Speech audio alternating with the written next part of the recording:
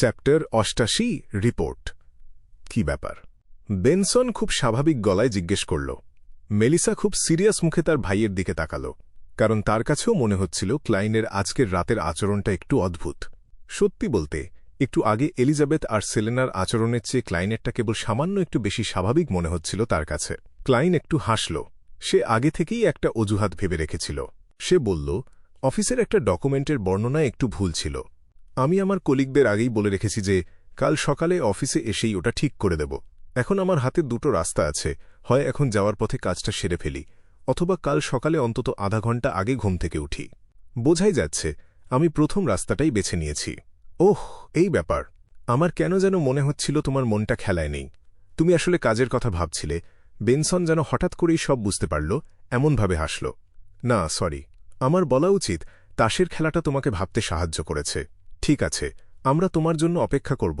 Melissa অন্যদিকে তাকালো আর তার জামার হাতার কুঁচকানো লেজগুলো সমান করতে লাগল।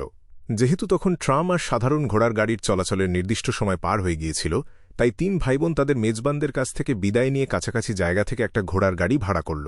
৪৫ মিনিটের জন্য ভাড়া পড়ল ২০০। আমি শুনেছি যেসব গাড়োয়ান নিজেদের গাড়ি ভাড়া খাটায় তারা নাকি ইচ্ছেমতো আজেবাজে ফি যোগ করে। বেনসন নিচু গলায় অভিযোগ করল। একটু আগে তাস খেলে সে যে টাকাটা জিতেছিল তার প্রায় পুরোটাই তাকে গাড়োয়ানকে দিতে হয়েছে। ক্লাইন হাসল আর উত্তর দিল, আমার তো মনে হয় এটা বেশ মানানসই, কারণ এখন প্রায় রাত ১১টা বাজে। আমি এমনিই মজা করছিলাম। ভাবছিলাম আমরা চাইলে তো অন্য যাত্রীদের সাথেও গাড়িটা শেয়ার করতে পারতাম। ৪৫ মিনিটে আমরা অনেক জায়গায় ঘুরে আসতে পারব। বেনসন জানালার বাইরে তাকিয়ে দেখল অন্য মানুষজন একের পর এক গাড়ি ভাড়া করছে। আমি জানি রাইড শেয়ারিং। ক্লাইন তার রূপোর কাজ করা হাঁটার ছড়ির মাথাটায় হাত বুলোতে বুলোতে বলল, আমাদের হয়তো এটা নিয়ে কোনো সমস্যা নেই, কিন্তু অন্য যাত্রীদের থাকতে পারে। বেনসন, তুমি কি খেয়াল করেছ যে তারা নিজেদের ইমেজ আর সম্মানজনক একটা চেহারা ধরে রাখার ব্যাপারে কতটা সচেতন? আমার মনে হয় মধ্যবিত্তদের মধ্যে এটা খুব সাধারণ একটা ব্যাপার। বেনসন খুব গম্ভীরভাবে মাথা নাড়ল আর বলল, মিস্টার উডের পরিবার আমার কল্পনার চেয়েও অনেক বেশি বিলাসবহুল জীবনযাপন করে, অথচ উডের সাপ্তাহিক বেতন মাত্র ৪ পাউন্ড। হে হে, সম্মানজনক চেহারা ধরে রাখাটাই হয়তো মধ্যবিত্ত মানুষ আর কোঁকড়ানো লোমওয়ালা বেবুনদের মধ্যে সবচেয়ে বড় পার্থক্য। কোঁকড়ানো লোমওয়ালা বেবুনদের নিয়ে তোমার কি কোনো সমস্যা আছে? ক্লাইন প্রায় হেসেই ফেলেছিল। মেলিসা তাদের এই আলোচনায় যোগ দিল না। সে চুপচাপ বসে থেকে মাঝে মাঝেই ক্লাইনের দিকে তাকাচ্ছিল। তার ওই তীক্ষ্ণ চাহনি ক্লাইনের মেরুদণ্ড দিয়ে যেন ভয়ের একটা ঠান্ডা স্রোত নামিয়ে দিচ্ছিল। অন্ধকার নিরিবিলি রাস্তা দিয়ে ২ চাকার ঘোড়ার গাড়িটা বেশ দ্রুত গতিতেই এগিয়ে চলল। মাত্র ১২ মিনিটের মাথায় তারা জৌটল্যান্ড স্ট্রিটে পৌঁছে গেল। এখানে একটু দাঁড়াও। ৫ মিনিটের বেশি লাগবে না, ক্লাইন জোর দিয়ে বলল। সে তার টপ হ্যাটটা মাথায় দিল, ছড়িটা হাতে নিল আর গাড়ি থেকে নেমে পড়ল। যেহেতু গাড়োয়ান দূরত্বের বদলে সময়ের হিসেবে ভাড়া নিচ্ছিল, তাই তার অপেক্ষা করতে কোনো আপত্তি ছিল না। সিঁড়ি বেয়ে উঠে ক্লাইন ব্ল্যাকথর্ন সিকিউরিটি কোম্পানির দরজায় পৌঁছাল আর টোকা দিল। ১০ সেকেন্ডের মধ্যেই দরজাটা পুরো খুলে গেল। লিওনার্ড মিচেল একটা ভেস্ট আর শার্ট পরা অবস্থায় তার সামনে এসে দাঁড়াল। আজ রাতে তো তোমার ডিউটি নেই? তাকে দেখে অবাক হয়ে লিওনার্ড বলল। ক্লাইন সপ্তাহে মাত্র একদিন চ্যানিস গেটের পাহারার দায়িত্বে থাকত। বাকি সময়টায় তারা নিয়মিত অফিসের রুটিন মেনে চলত। আর রাতে যদি কোনো জরুরি পরিস্থিতি তৈরি হতো, তবে সেটা সামলাত স্লিপলেসরা, যারা কিনা রাত জাগতেই বেশি পছন্দ করত। কিন্তু দিনে মাত্র ২-৩ ঘন্টা ঘুমালে তো মানুষের চুল পড়া শুরু হয় আর স্মৃতিশক্তি কমে যায়। যখনই এই কথাটা তার মাথায় আসত, ক্লাইন নিজের মনেই ক্যাপ্টেন ডান স্মিথকে নিয়ে একটু হাসিঠাট্টা না করে পারত না। আমার একটা ব্যাপার রিপোর্ট করার আছে। ক্লাইন খুব সহজভাবে উত্তর দিল। কোনো মিশন আছে নাকি? লিওনার্ড একটু সরে দাঁড়াতে দাঁড়াতে ক্যাজুয়াল গলায় জিজ্ঞেস করল। রিসেপশন হলে ঢুকে ক্লাইন দেখল ডান স্মিথ তার সেই কালো ট্রেঞ্চকোট পরে বেরিয়ে আসছেন। তার ধূসর চোখগুলো সবসময়কার মতোই অন্ধকার। ক্যাপ্টেন, আমি অতিপ্রাকৃত একটা ঘটনার সম্মুখীন হয়েছি, খুলে বলো। ডান সরাসরি জানতে চাইলেন। ক্লাইন একটু আগের পুরো ঘটনাটা খুলে বলল এবং পরিস্থিতি সামাল দেওয়ার জন্য সে কি পদক্ষেপ নিয়েছে সেটাও জানাল। তাই আমার মনে হয় হানাস ভিনসেন্টকে একটু তদন্ত করে দেখা দরকার। সেই মুহূর্তে তার মনে হয়েছিল ম্যাজিক আয়নার ভবিষ্যৎবাণীর মাধ্যমে যে অশুভ সত্তাকে ডেকে আনা হয়েছিল, সেটা যেহেতু কোনো বিপর্যয় ঘটাতে পারেনি, তার মানে ক্লাইন নিজে কোনো চরম বিপদের মধ্যে নেই। এর মানে হল ওই সত্তাটার হয়তো আরও কিছুটা সময় দরকার ছিল। সে সময়ের আগেই জেগে উঠতে বা সেলেনার শরীর দখল করতে চায়নি। তাই যতক্ষণ না তার আসল উদ্দেশ্য ফাঁস হয়ে যাচ্ছে, অশুভ সত্তাটা পরিস্থিতি পর্যবেক্ষণ করার সিদ্ধান্ত নিয়েছিল। এমন একটা অবস্থায় এলিজাবেথের পক্ষে সেলেনাকে বোকা বানিয়ে শোবার ঘরের দরজার কাছে নিয়ে আসাটা খুব একটা কঠিন কাজ ছিল না। তুমি খুব ভালো কাজ করেছ। অশুভ আত্মাটা পুরোপুরি বাস্তব রূপ নিয়ে ওর শরীর দখল করার আগেই তুমি ঠিক সময় সুযোগটা কাজে লাগিয়েছ। ডান তার মাথাটা একটু উঁচু করে বললেন, পরবর্তী তদন্তের ব্যাপারটা আমাদের ওপর ছেড়ে দাও। তুমি এখন নিশ্চিন্তে বাড়ি ফিরে গিয়ে বিশ্রাম নিতে পারো। ক্লাইন স্বস্তির একটা নিঃশ্বাস ফেলল আর একটু হাসল। আমি তো ভেবেছিলাম আপনি হয়তো এটাকেই আমার প্রথম মিশন হিসেবে ধরবেন আর আমাকে একাই কাজটা শেষ করতে বলবেন। এলিজাবেথ তাকে যে মন্ত্রটা বলেছিল সেটা থেকে ক্লাইন বুঝতে পারছিল যে হানাস ভিনসেন্ট লোকটা আসলেই বেশ বিপজ্জনক। তার কারণ তোমার জন্য এরই মধ্যে একটা প্রথম মিশন ঠিক করা হয়ে গেছে। একপাশে দাঁড়িয়ে থাকা খামখেয়ালি স্বভাবের লিওনার্ড একটু হেসে উঠল। কি? ক্লাইন চমকে উঠল। ডান একটু হাসলেন আর তার সেই শান্ত ধীর গলায় বুঝিয়ে বললেন, আজ সন্ধ্যা 7টার দিকে পুলিশ স্টেশন থেকে আমাদের কাছে একটা কেস এসেছে। প্রাথমিক তদন্তে মনে হচ্ছে এর মধ্যে কোনো বিপদ বা তাড়াহুড়োর কিছু নেই, তাই সিদ্ধান্ত নেওয়া হয়েছে যে কাল তুমি একাই কেসটা সামলাবে।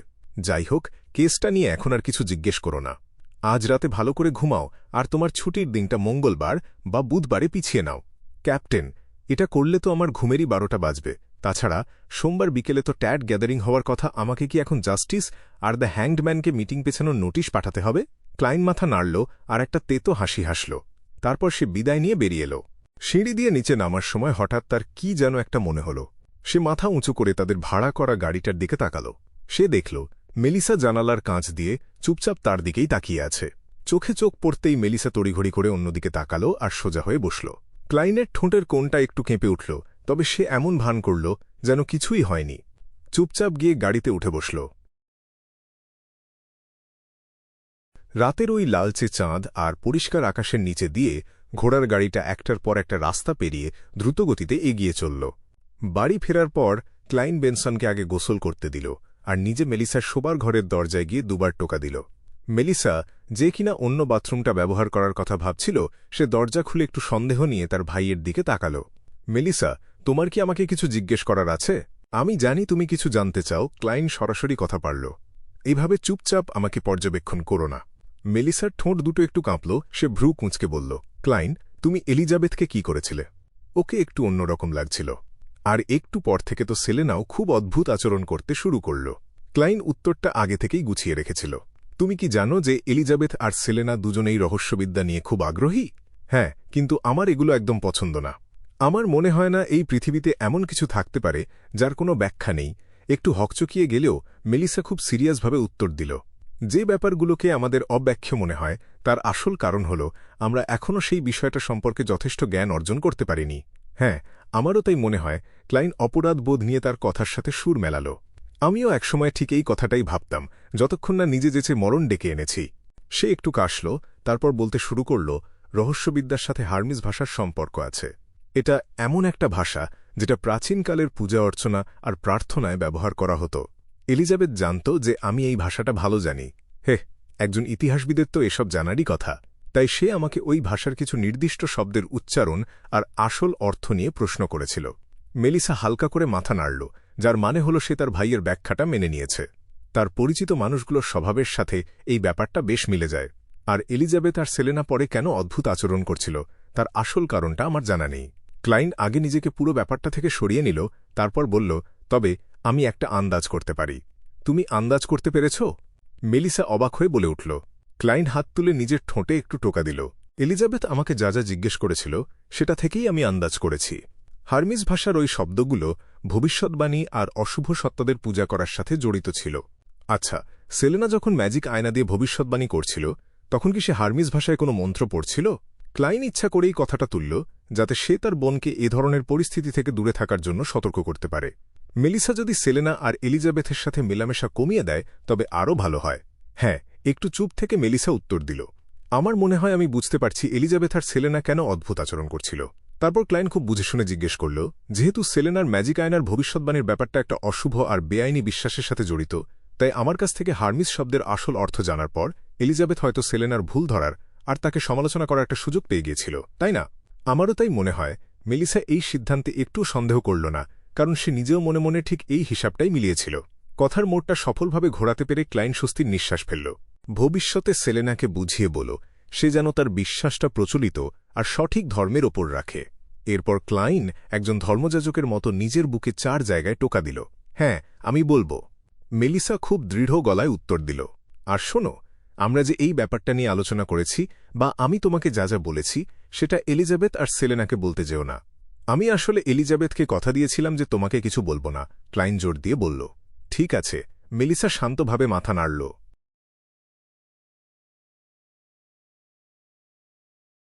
সোমবার সকাল ৮টা, ব্ল্যাকথন সিকিউরিটি কোম্পানি। ক্লাইন তার হ্যাটটা খুলল এবং রোজান আর ব্রেডটকে শুভ সকাল জানাল। তাদের সাথে দু-এক কথা বলার পর সে ক্যাপ্টেন ডানস্মিথের অফিসে ঢুকল। দরজাটা ঠেলে ভেতরে ঢুকে সে চারপাশে তাকাল। হঠাৎ করেই সে একটা জোর ধাক্কা খেল, কারণ ডানের মুখটা বেশ ফ্যাকাশে দেখাচ্ছিল আর তার ধূসর চোখগুলো কেমন ঘোলাটে লাগছিল। চোখের সেই চিরচেনা অন্ধকার ভাবটা সেখানে নেই। কি হয়েছে? হানাস ভিনসেন্ট, ক্লাইন চরম শঙ্কা আর বিস্ময় নিয়ে জিজ্ঞেস করল। ডান তার কপালে হাত ঘষলেন, কফির কাপে একটা চুমুক দিলেন আর একটা তেতো হাসি হেসে বললেন, হানাস ভিনসেন্ট মারা গেছে। সময়ের আগেই কে তাকে মেরে ফেলল? হাতের ছড়িটা নিয়ে ক্লাইন ডানের ঠিক সামনে বসে পড়ল। ডান সাথে সাথে উত্তর দিলেন না। একটা দীর্ঘশ্বাস ফেলে তিনি বললেন, লিওনার্ড আর আমি গত রাতে হানাস ভিনসেন্টকে খুঁজতে গিয়েছিলাম, কিন্তু তার দৈনন্দিন চলাফেরায় কোনো অস্বাভাবিক কিছু চোখে পড়েনি, এমনকি তার বাড়িটাতেও সন্দেহজনক কিছু ছিল না। তাই কোনো সূত্র পাওয়ার আশায় আমি তার স্বপ্নের ভেতরে ঢোকার সিদ্ধান্ত নিলাম। ওর স্বপ্নের ভেতর। ডান কথাটা দুবার উচ্চারণ করলেন, তার চোখে তখন স্পষ্ট ভয়ের ছায়া। এরপর তিনি বলতে শুরু করলেন, ওর স্বপ্নের ভেতর আমি একটা ক্রুশ দেখতে পেলাম, একটা বিশাল ক্রুশ যেটা পুরো আকাশটাকে ঢেকে রেখেছিল। সেই বিশাল ক্রুশের গায়ে কালো পেরেক দিয়ে একজন উলঙ্গ মানুষকে আটকে রাখা হয়েছে। তার হাত পা পেরেক দিয়ে গাঁথা, হাত দুটো দুপাশে ছড়ানো। তাকে উল্টো করে ঝুলিয়ে রাখা হয়েছে, তার মাথাটা একটা ঝাড়বাতির মতো নিচের দিকে ঝুলে আছে। লোকটার সারা গায়ে রক্তের দাগ লেপটেছিল। এই দৃশ্যটা দেখার পরই আমি জ্ঞান হারিয়ে ফেলি। আমি হানাস ভিনসেন্টের স্বপ্ন থেকে বেরিয়ে আসি, আর যখন আমার জ্ঞান ফেরে লিওনার্ড আমাকে জানায় যে হানাস ঘুমের মধ্যেই মারা গেছে। বিশাল ক্রুশ, উল্টো করে ঝোলানো, রক্তে মাখা একটা মানুষ। কিছু কিছু গোপন সংগঠন যে ট্রু ক্রিয়েটরে বিশ্বাস করে তার গল্পের সাথে এর বেশ মিল আছে, তবে পার্থক্যও নেহাত কম নয়। ক্লাইন সন্দিহানভাবে একটা হিসাব মেলানোর চেষ্টা করল। ট্রু ক্রিয়েটরে বিশ্বাস করে এমন কয়েকটা গোপন সংগঠন গত ২-৩ শতাব্দীর মধ্যেই গড়ে উঠেছে, যেমন অরোরা অর্ডার আর iron and blood cross order. তবে এই ধরনের প্রতীক বা বর্ণনা গত ১,০০০-এরও বেশি সময় ধরে কখনো পুরোপুরি হারিয়ে যায়নি।